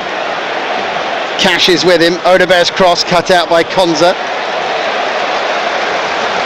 Richarlison's ready to come on. As Spurs build again down the left with Spence. Approaching an hour gone. As Odegaard runs at the Villa defence. He's broken through two defenders. Now it's Simons. He's got Pedro Porro there with him. Tottenham coming on strong here. Pedro Porro's cross though flicks off McGinn, and it's into the grateful arms of goalkeeper Martinez. Thomas Frank yet to beat Unai Emery's Aston Villa in 5 attempts with Brentford, and today's game so far locked at 1-1. There's Van der Ven battling with Rodgers, then Bentancur helping him out. They've got the ball back, and it's another chance for Odegaard. Infield he goes to Simons. Spence joining the attack. Spence, right-footed cross. Kudus will have to do really well to keep that in, and it's just asked a bit too much of the Ghanaian international, and it's out for a goal kick to Villa, and I'm sure we'll see Richarlison coming on now for Tell. Yeah, another big effort from Tell. Growing, developing in a Tottenham shirt. A lot of energy, a lot of forward runs and unselfish pressing and work without the ball. Spurs number 9, Richarlison on from the bench. So Richarlison makes his way to the number 9 position. 28-year-old, former Fluminense, Watford and Everton forward. Hoping for a big season that will lead to being with Brazil for the World Cup in the United States, Mexico and Canada next summer. Ollie Watkins will also be hoping to be involved in that tournament. He's about to come on. Substitution for Aston Villa, replacing number 29 and he's going to come on for Konyo Marlon, I think. And the other change sees Buendia coming on for Guesson. Well, we did call this, Andy, didn't we? An hour into the game and changes from the bench. Can that be decisive with both these sides at 1-1? Not separated currently. We shall see. 2 for Villa, 1 for Spurs currently. So another Emiliano onto the pitch, the former Norwich attacking midfielder Emiliano Buendia. Headed away by Cash, and McGinn opening up for him. Is he going to try a shot here? He tees it up but then places it wide. He sliced that. Had 3 players joining him in that attack, but given his quality, you can understand why McGinn might want to size up. You see the bright lights and Vicario's goal there. Actually, first action, forward run between the defenders from Watkins was good, and with McGinn's left foot, I thought he might have tried a reverse pass there to play the England striker through. 61 minutes gone. Tottenham 1, Villa 1. The way Spurs started, I thought that they were going to roar into quite a comfortable lead, but since that goal was chalked off for Kudus, it's been very even. Kamara back to Konza, Onana now forward from Torres to Buendia, holding off the Tottenham attentions of Paulinho. Now it's out to the left and it's Digne well forward in this attack. He's got Watkins in the middle. It's over Watkins, over Rodgers, headed away as far as McGinn. Up the touchline he goes to Cash. Cash turning back. McGinn, Konza, now Pau Torres. It's a ball that Onana just leaves to try and get a little march on Danso. Then he's knocked Danso. There's a bit of contact. He slipped a bit as well, Danso, but he did well as the ball was threaded into the penalty box left side for Villa towards Onana. But Spurs actually, Simmons centre field missed the challenge and they had to run back quickly and defend, and they did to a man. Showed good discipline there, and that is quickly becoming the trademark of this Thomas Frank Tottenham Hotspur side, Andy, isn't it? Yeah. I like to see the way that they're changing at the moment, Spurs. You can see that great foundations being set here, and as I said, a very young team and squad to work with as Kudus breaks away and he's showing Digne a clean pair of heels there. He's motored forward towards the edge of the Villa penalty area, now looking for support, draws a couple of men and gets it to Paulinho. Now it's with Bentancur, whose goal seems a long time away now. Spence up that left touchline to Audebert. Xavi Simons on the ball now. It's a big Chelsea target in the summer, but ended up signing for Spurs for around 51 million. And where's that number 7 shirt for Tottenham? Can he make something happen? Can he conjure something up in the latter part of this game? Kudus back infield to Pedro Porro. Danso. Now Van der Ven just inside the Villa half of the field. Another chance for Audebert to have a run forward. He's run into McGinn, but they've kept possession thanks to Xavi Simons being close at hand. Now Spence. Van der Ven. Danso. And so looking for the pass, but players are well covered at the moment. Draws Watkins on, then Pedro Porro flicks it round Emiliano Buendia, who's fouled the Spaniard, and it will be a free kick to Spurs 10 yards inside the Villa half. Yeah, it's becoming a little bit edgy, isn't it, at times? You know, Aston Villa once again falling back into a defensive shape in numbers just in front of their 18-yard line, and Spurs on this occasion are having to be patient and switch to play from one side to the next without really getting that ball into the goal-scoring area. But a set play here with that challenge, 2v2 on Spurs' right. Can they work it? Kudus, signed from West Ham in the summer. He's willing to take 2 Villa defenders on here, and he's got away from both of them. Cross is cut out as it's cut back, but it will be a throw into Tottenham near the corner flag. It's clear, Andy, isn't it? He's the one, I think, that just might be able to find that little bit of difference. He almost turns the dial in his performance. Kudos, doesn't he? I mean, you know, far be it from me to say anything to Unai Emery, but just feels like he's got the better of Digne now. Yeah. And maybe Maatsen, although he's carrying that knock. Maatsen's usually, you know, so strong going forward, but they need someone with that pace to handle Kudus now. But it's good for Tottenham while it's the way it is at the moment, because Kudus is taking on 2 players down that touchline at the moment. Buendia's not offering that much to help out Digne. And we've got a long throw coming up from Danso from the right touchline. 24 minutes to go of the 90. In comes the long throw. It's over the goalkeeper. He's completely missed it. Pedro Porro trying to keep it alive. Bentancur tries to swing a left boot at it. Comes out to Bentancur again. Everyone just freezing for a moment in that Villa defence when Martinez missed that. Here's Kudus breaking into the Villa penalty area. He pokes it back. It's a little bit short of Danso, and the flag goes up now late anyway.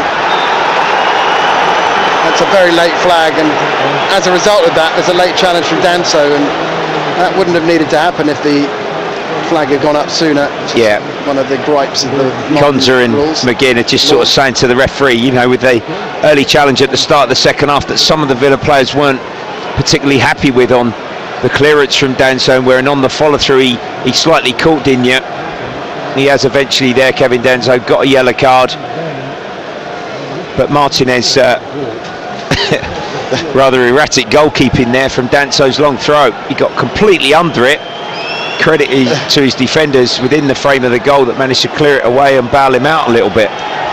You know, he's had amazing career, 2 Copa Americas, a World Cup, Bradley, but every so often he does throw in a bit of a mistake. You remember the last game of last season, the Man United one, cost them Champions League football pretty much, didn't it?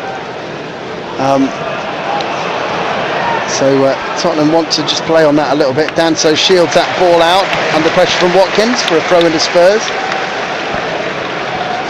Danso's just telling the officials he didn't feel that he needed to be bundled over there, but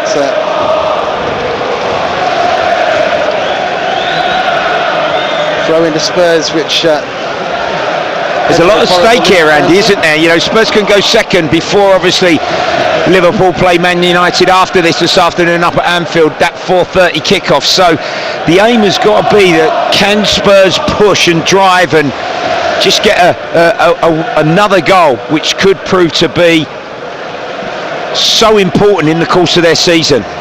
It did feel like that today to me as well. Really could be a tone setter this if they could get the victory here. Not just that second place, it's just the fact that you beat a big rival, a big team at home, and that maybe sets the platform going ahead, because as I mentioned, the performance against Bournemouth, to be desired. You would if they come victorious and come through it, Tottenham. Be undoubtedly defeating a solid top 8 Premier League side. Yeah, Villa are going to get better, as Bradley was mentioning. After that slow start, they've really picked up in their last 4 games, and this game is right in the balance at the moment. 69 minutes on the clock. Tottenham 1, Aston Villa 1. West Ham Brentford to come tomorrow evening. All the build-up on the sports show from 6 o'clock, before live commentary from 8. Millwall against Stoke on Tuesday. Tottenham against Monaco on Wednesday in the Champions League. Thursday night, Palace against Larnaca. And then West Ham going to Leeds on Friday night. All those games coming up for you live. We'll have reports from our other London clubs in action through the week, as well as cross comes Paulinho, sliding tackle on Watkins. Brilliant recovery and challenge from Paulinho. Spurs wanted a foul. Bergvall warming up down there, Bradley. Yeah, right pocket. Kamara challenge on. Kudos to set the Villa attack in motion, but referee wasn't having it. And now it's Villa's turn. Can they work something inside the Tottenham half of the pitch? Villa with Kamara on the ball, centre field. The former Marseille midfielder gets it to Watkins. Now it's out to the left-hand side to Digne. Digne looking for the cross, blocked by Pedro Porro. It's gone out off the Spaniard for a corner to Villa.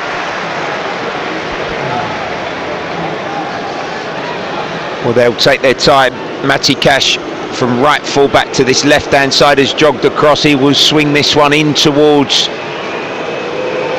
Spurs and Vicario's goal. The defenders either in zonal or man-for-man marking position. They've got Onana, they've got Konza here, Torres. All tall players that might just be able to get a touch. 20 minutes to go. Villa with the corner, which will be sent in by Cash. Vicario can't get to it. Danso heads away. It'll fall to McGinn just outside the box. Audebert trying to win it back, but it's kept alive. Konza with the cross, goes up in the air off a deflection off Audebert. The Frenchman trying to clear it upfield, and he gets it out in a touch for a throw-in. Yeah, drop back in. Helped out inside the penalty box and then subsequently cleared away, but still a bit of defending to do. Those travelling Aston Villa fans in the capital this afternoon, probably coming down, long trip from the Midlands, just encouraged a little bit here. Well followed though, aren't they, as you'd expect. given the size of Aston Villa.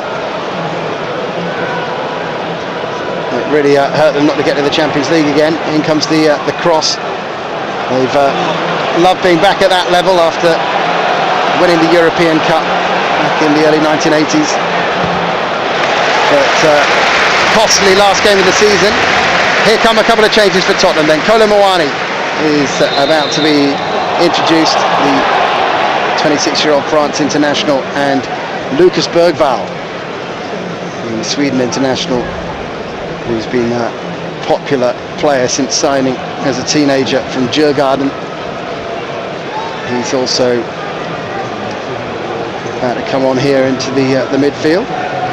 Thought he played very well in that Champions League game, Bradley, at the start of the season. The first home. Yeah, Villarreal. Home one, yeah.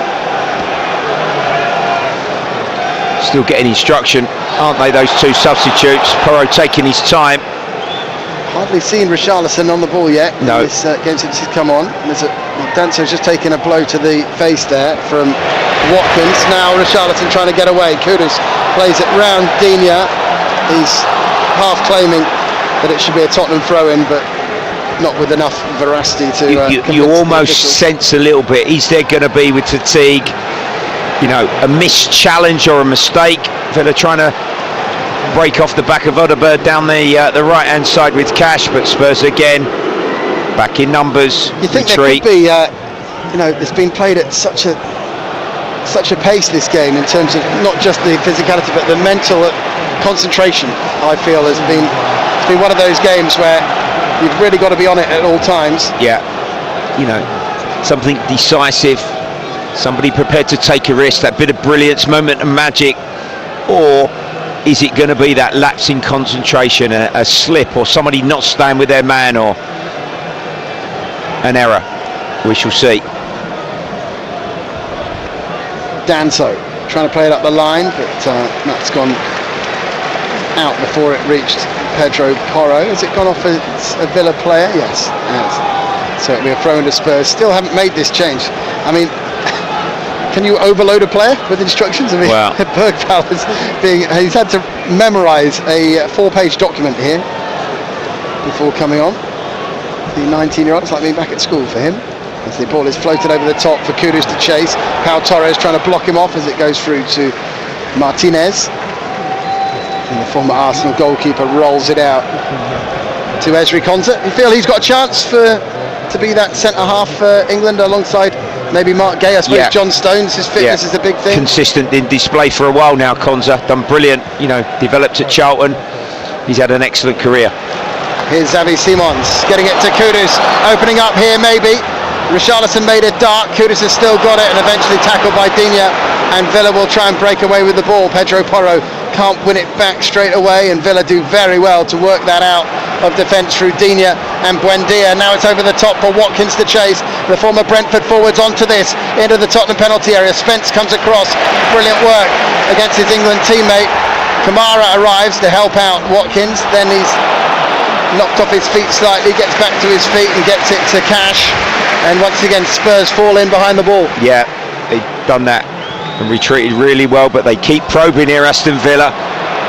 You know, they're starting to show a relentless approach, and Buendia and Watkins, a bit fresher, are coming into this one. Well, Tottenham still haven't made those changes. They've been ready on the touchline for the last 2 or 3 minutes as Villa move the ball around in the Tottenham half with Pau Torres, the former Villarreal defender. Talking of Villarreal, he was born there. They play it up the right hand side, in comes the cross, comes off Spence, and that'll be a corner to Villa. And listen to that roar from the away fans as they start to believe, with 15 to go, that they're coming on strong. Yeah, a clever chip pass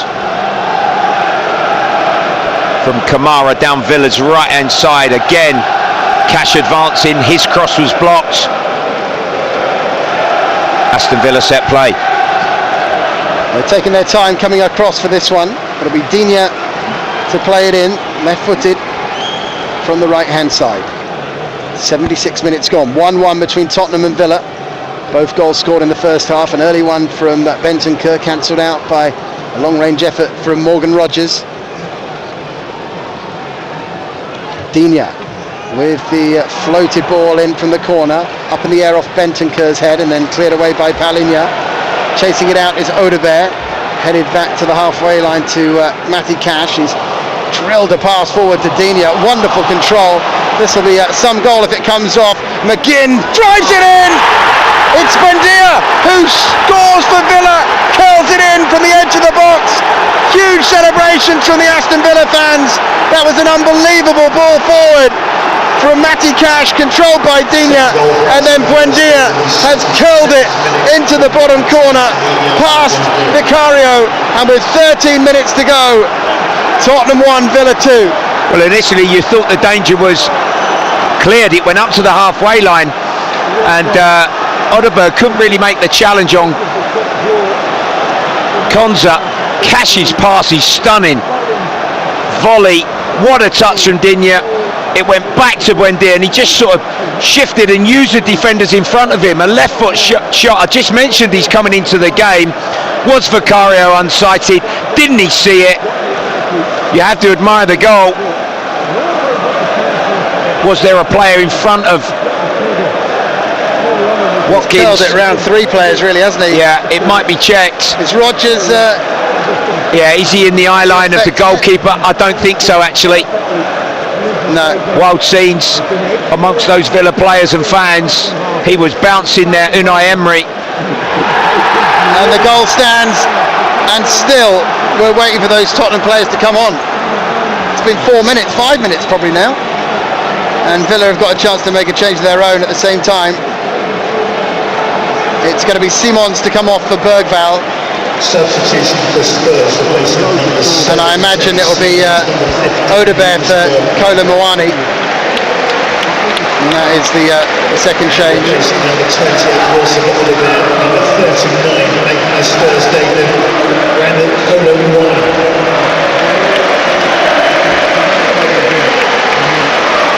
So can Tottenham turn this around as Villa have done?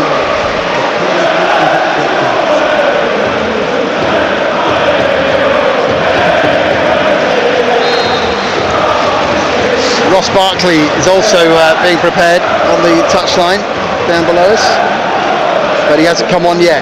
As Vicario sends a raking ball forward, Richarlison heads it up in the air, nodded out into touch by Villa, and a throw in to Spurs, which Bergvall is saying to the fans, right, come on then, let's go. He's going to be sending the long throw, and he's saying to Danso, get in there. And Danso says no. Van der Ven said no. Overruled. Let Big Kev throw it, because he can launch it in now. The Sweden international overruled there. Right, he's drying off the ball with a towel. Don't take too long about this. We're approaching just 10 minutes to go. Danso into the box, over the head of Bentancur, headed up in the air by Onana. It drops for a Villa player, then Watkins trying to get it away. Did that come off the hand there of Bentancur? Palinha trying to win the ball back. It's broken out to Pedro Porro on the right. In comes the cross. Charging in there was Kolo Muani. He's bowled over the Villa defender Matt Cash, who gets back to his feet, and it'll be a free kick to the Villa medical staff are just asking Digne if he's okay, because they want to be certain on the change, because Barkley's certainly going to come on, and I think Maatsen as well. They're probably not going to take the risk with the left full back. It's been the substitutes, Andy, isn't it? You know, Watkins' power and approach, Buendia's little bit of quality and magic. That's just nudged Aston Villa in front in this one. Martinez floating the ball up the middle of the field. Tottenham 1, Aston Villa 2. Richarlison to Kudus, now Bergvall.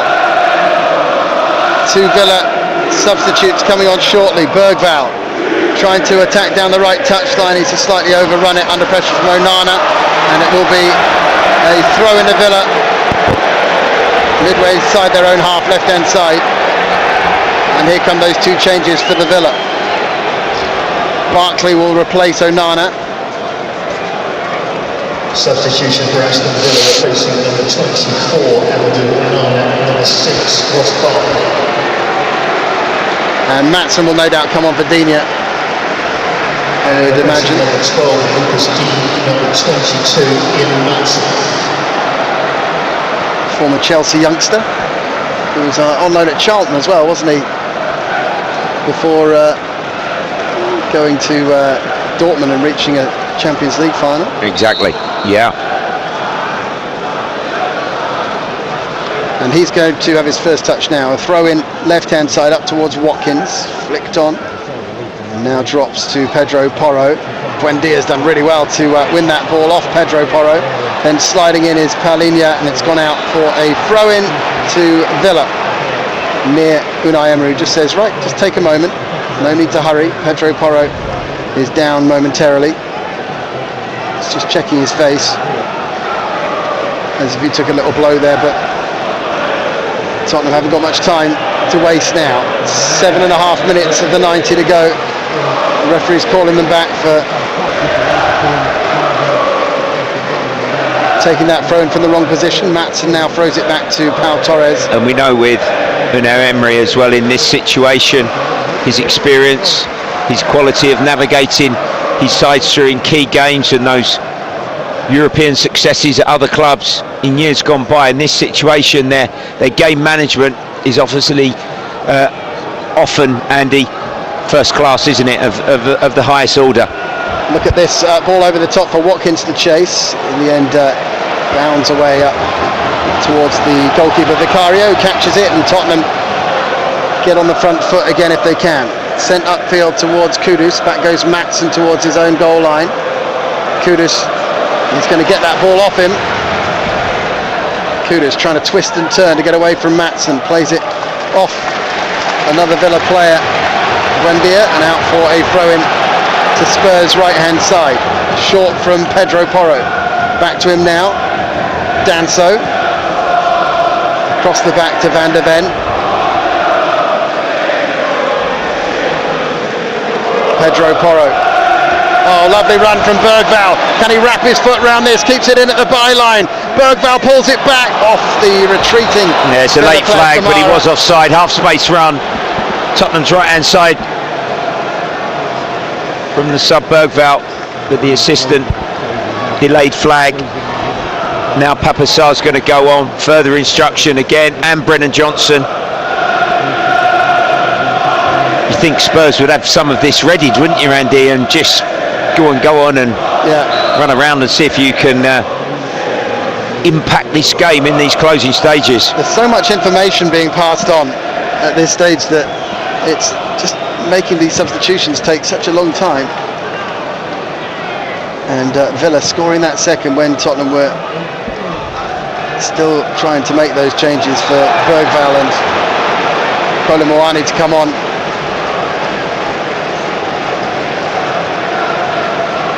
So Kudus is going to make way. He's going to come off of Brennan Johnson. No, Kudus is just getting a message, I think. Handwritten note. So Bentancur comes off Pape Sarr, and Spence is going off Brennan Johnson. So who's going to play left back there? Brennan Johnson? That's not what I've seen before, Bradley. That's the first, isn't it, Andy? Brennan Johnson playing left back, and he's being tested out here as the ball is sent out to the right touchline. It's flicked past Johnson to McGinn. Bergvall's back there helping him out in his unaccustomed role. McGinn twisting and turning this way and that, and then wins a corner in front of the Villa faithful. Top quality. The decision at this stage of the game, 86 minutes on the clock from John McGinn at that byline right in front of the Aston Villa fans, was first class. He just sort of drew Bergvall into the challenge, and he can waste another 45 seconds here on the corner. They're chanting his name as he prepares to send in this corner. Goes short in fact to Cash. Cash now crosses it, headed away by Danso, only as far as Maatsen. His shot is dragged, and then a chance to break here for Spurs, and it's Pedro Porro racing away up the right. He's tried to hit it across first time, and it's gone way too far upfield. Sliced out for a goal kick to Villa. Another. Look at Martinez here on the restart, Andy. He's brilliant, isn't he? I can't. If he's on your team, he's brilliant. Yeah, you're right. He's just too much of a villain for me. He's gone from left corner of the 6-yard box to the right corner of the 6-yard box for the umpteenth time. Clean the turf off his boot. The master of the dark arts. Look how long he's taking. Look on the restart. Brilliant. Just a minute. Thumps it upfield. Van der Ven is there. Up the left they'll come. Brennan Johnson trying to cut back in field. The Welsh international goes back into his own half, and now it's Danso. Pedro Porro trying to get away from Buendia, whose goal might just settle this unless Tottenham have got something up their sleeve late on. 2.5 minutes of the 90 plus added time to go. Van der Ven. Pedro Porro. Palhinha. He's got Kudus ahead of him on the right. Watkins racing back to try and win the ball back for Villa. He's done brilliantly. The former Brentford forward now racing across the halfway line. He's got Buendia in support out on the left-hand side. Oh, well played. It's a brilliant 1-2. Watkins into the box. He's got Rodgers there with him as well. It's going right away across the box looking for McGinn, who just bumps Richarlison off. It's going to be a free kick to Spurs just inside their own penalty area. Yeah, it's getting a little bit desperate for Spurs, isn't it? You know, especially when in orderly fashion Aston Villa get a lot of numbers behind the ball. Just that little bit of craft and guile has been missing in these closing stages, and you're just really launching it, aren't they, and playing quite direct and almost with a bombardment, hoping that Aston Villa will force a mistake or make a mistake. One is pressed, a fatiguing Cash.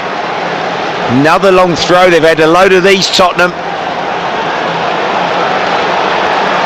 Is it going to be this style and this way that ties this game up at 2-2 with nearly 90 on the clock? Danso with the long throw then. Thomas Frank watching on. He's thrown on so many attacking players now in the hope that they can get a late equaliser. Van der Ven trying to get the flick on, but it's a drop for Rodgers, who can run the ball out of his own penalty area. And he's got a player racing up with him, Buendia here, and he's got one through the middle as well, but couldn't quite thread it through there to Torres, who is way forward. Now a chance for Kudus to run at Maatsen, just comes off the defender, and then it's clipped upfield towards Morgan Rodgers. They'll be looking for a foul here if he can get one. It's actually looking for Maatsen, giving it away, but then Kolo Muani can't hold on to it, and now it's opened up, and here's a chance for Aston Villa to finish it with Watkins, edge of the box. Watkins strike, great block. Oh, Watkins should have passed it. He made a great run on transition. It's a lovely pass from sub Maatsen. McGinn sprinted 25 yards on the overlap. They had a 2v1. Van der Ven to the rescue. He should have just shifted it, and McGinn probably would have sealed this one with a third. He's across to take the corner. It's there for them though, isn't it? It's so open, Villa. If they want to try and pick them off, they've got the chance to. They've got this corner. Tottenham really overcommitting. 7 minutes of added time at the end of this Premier League game. Tottenham 1, Aston Villa 2. In comes the corner. Flicks off Richarlison, almost drops for Maatsen. Kudus then plays it to Kolo Muani. Back to Kudus they go, and they're racing up the middle here if he can cut out the last defender, but he couldn't. He couldn't quite beat Konza with the cross, Kudus, and Villa will come forward at the other end of the pitch again. Crazy finish, isn't it, to this game? Aston Villa are sort of sensing, you know, they can go and kill it off, because there's a lot of space as Spurs are trying to commit themselves, sometimes on the counter-attack and pushing and running forward, but they are leaving themselves rather vulnerable. Ball is all the way back to the goalkeeper, Martinez. Villa clearing it up, and it's a good pass to Buendia. There's no one around him. That's what the frustration is from the Tottenham fans. Ross Barkley, great player to have in this kind of situation. So smart with the ball. Difficult to win possession back off players like him. Oh, well played again. Flicks it to Watkins. Back it comes to Barkley. Bergvall comes in with the challenge, but Buendia will help it on to Watkins. Looked offside there. Danso wins the ball back. The offside flag's gone up, but play on, says the referee, Simon Hooper. Second minute of 7 to be added here. Great run from Kudus. He might get this one. Kudus racing after this against Maatsen. He's going to get there just before the defender. Ooh. And Maatsen just reaches out a foot to put that behind for a corner to Spurs. Well, it's a corner which seems an age ago. At about 6 minutes past 2 this afternoon, that led to Spurs' opener at the beginning of this game. When we're approaching 4 o'clock, a late corner into injury time minutes. Kudus to take for Tottenham Hotspur. Kudus, who incredible effort to make that ball there so late in this game. Now with the corner, sends it towards the back post. Palinha back across goal. Danso won't drop for him. Kolomoani misses it with an air shot, and then back it goes to the goalkeeper Martinez, who calmly flips it away. Kolomoani couldn't connect. He just swiped at it. Was he ready? Did he anticipate? Palinha did ever so well, and he miscued it completely to his left. Dropped nicely to him. Yeah, on the pitch. Long throw coming up again. 4 minutes of added time left in this one for Tottenham to salvage a point. In it comes into the penalty area. Flicked on, headed away by Konza. Back out it comes, chested down, but Watkins has done really well to win that back for Villa.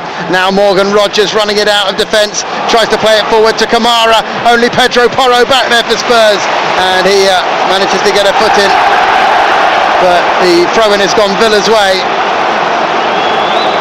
Well, he was the last man. Firstly, he had to make the challenge, Porro, and he did very, very well. He wanted the ricochet as well, but the assistant on that far side in front of the Villa fans was having none of it.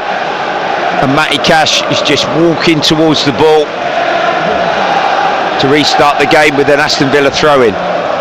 Only 6 goals scored so far this season in the league from Villa coming into this game. The 2 goals they've scored here might well be enough unless Spurs can produce something. Yeah, Spurs have got to go. They've got to muster energy and get up the pitch off of Vicario's goal kick. Thumped forward by Vicario, flicked on down the line by Brennan Johnson, who did well to win that one. Richarlison can't get that ball first as it goes out for a throw in to Villa, and it will be Matty Cash to throw it in. The boos ring around again. Will that be the last chance for Spurs? That Kolomoani effort where he couldn't connect as it dropped on the half volley for him, just 6 yards out. Flicked up in the air. Villa onto it quickly with Watkins, who's been muscled off the ball, and it's a last chance at an attack maybe for Spurs. Pedro Porro. He's got Kudus up the line. Now here's cross beyond Kolomoani. Richarlison's arriving. It's dropping to Brennan Johnson. Oh, he controlled it, and then as he was trying to get the shot away, he maybe took it on just slightly early, gets underneath it and slices it over and wide.